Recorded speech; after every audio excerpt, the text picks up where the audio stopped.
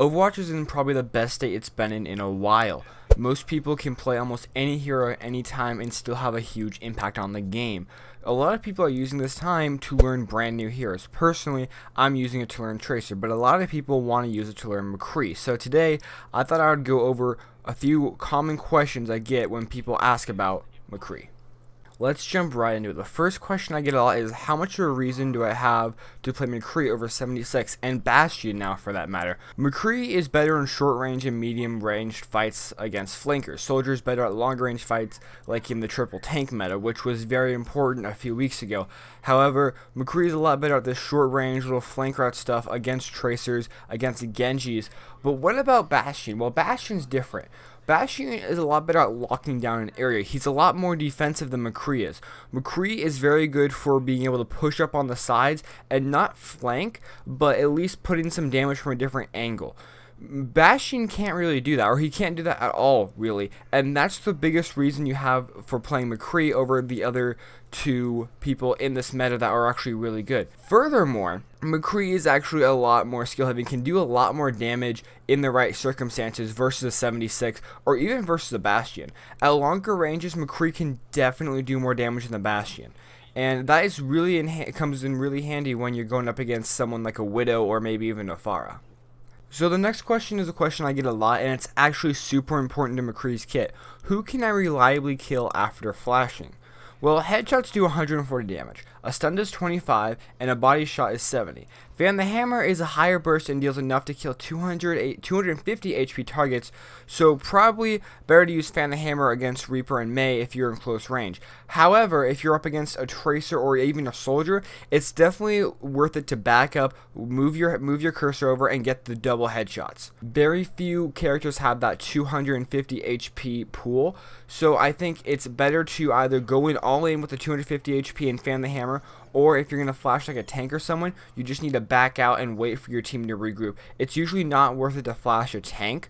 However, in certain circumstances, it's very necessary. Like when Reinhardt's charging someone of your team, you can flash him, you can interrupt the stun, and then you just need to back off. You don't need to fan the hammer. This isn't when the game first launched. You cannot fan the hammer. You cannot go for the headshots. You need to back out, use your combat roll to get out of there, and then wait for your team, and then go in on the Ryan or whoever else you're attacking.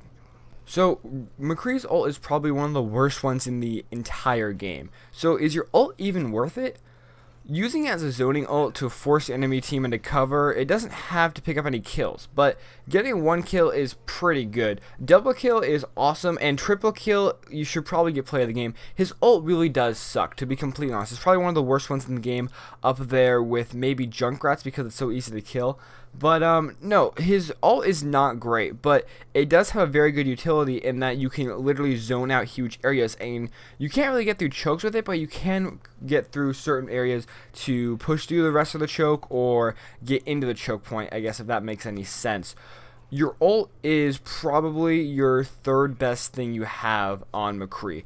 It's not great, but if utilized right and you come at it from a weird angle, you can end up getting some nice kills. I'm trying to think. Reinhardt does really good with McCree's ult because they literally cannot fight back. So if you get a Reinhardt and then you high noon as soon as he hammers down, you can actually get a few kills with this really fast and then keep pushing the payload. The next question I get is about positioning. So, flanker or frontline DPS? Well, it's definitely not flanker, but you're wrong either way. You're going to be a mid-range DPS. You should be between your tanks and your healers, which is exactly what I said about Zarya in the last video. What you want to do as McCree is you want to dance around the fight and then go in when the time is right. You want to, again, turn a 2v or 1v1 into a 2v1 with your flashbang, or help finish off a kill with your flashbang, or, you know, find the Genji who's running away and shoot him once or whatever. You want to kind of dance around the fight, and you do that really well when you're behind your tanks but in front of your healers. That position is actually super strong in almost any scenario because you have your protection from your tanks obviously up front and your healing from your healers obviously behind you. So if you can get in that sweet spot, you can actually do really good as McCree, and you might never die, honestly, because you can do some pretty good damage, especially if you're dancing just around the outside of that fight. You know, I see an icon wall a lot on the final push point. You kind of hang out in that left corner, and you can get some nice shots in and help the fight as a whole from the outside. As far as flanking with McCree, you really can't do that, and that's the reason being is because he doesn't really have an escape at all. His combat roll and flashbang are kind of an escape, but at that point you already used both your abilities, and you didn't really get that far because he doesn't move all that quick.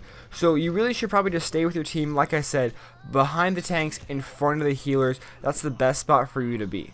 Okay, so when is McCree useful? This is a very good question. When your team lacks damage or has a decent frontline to protect you from damage. So a decent frontline would be obviously Reinhardt and Winston kind of thing. Maybe Reinhardt and Roadhog if you kind of link up with the Roadhog and get your flash off and then he can hook. I don't know. You guys can figure something out. But when your team lacks damage is the crucial part here. So if you have a Widow or a Hanzo, someone who just can't put down consistent damage, or maybe you're running a quad tank for whatever reason, these are really good times to play McCree because he does a lot of damage, especially in that close to mid range. That long range he does fall off a bit, but in that close to mid range he can really dish out like between 50 and 75 damage depending on where he is and where he hits. But he can do a lot of damage. He can almost do as much damage as Soldier, just over a smaller amount of time.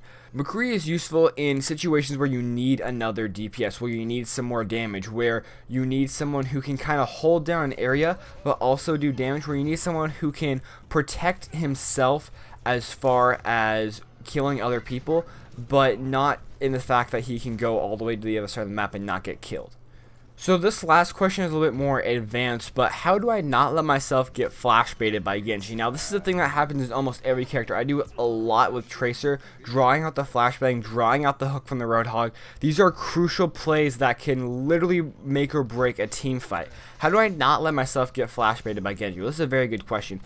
Bait it out or take advantage of the 2-meter AoE of the flashbang by throwing it to the side or to his feet. He can't reflect that. So if you guys have seen advanced McCree players, they'll throw it downwards. And what that means is that Genji cannot actually deflect the thing that doesn't actually hit him, and 2 meters is not that much in any game really. But if it's 2 meters away from him, or even like a meter and a half kind of thing, you throw it at his feet, he can't deflect it, he's stunned anyway. That's actually ingenious, and when you do this you feel like a god because you just stunned a reflecting Genji. This is great, and especially if that Genji gets really cocky and gets really up close to you trying to draw out that flashbang, if you throw it to the left of him, to the right of him, just enough to get out of his deflect box, but just close enough to actually flash him, it's absolutely great. Now this does take some practice because it is a really finite thing. You have to get just outside but also close enough, but once you can get this down, these Genjis are going to be no problem because you'll flash them, you'll hit them twice with the headshot, and they'll be done for.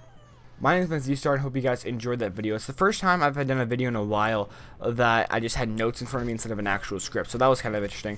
So anyway, my name is Winston, like I said, and I'll go ahead and give it a like, dislike, and go down in the comments down below and tell me why you really like you did, and I'll see you guys in the next video.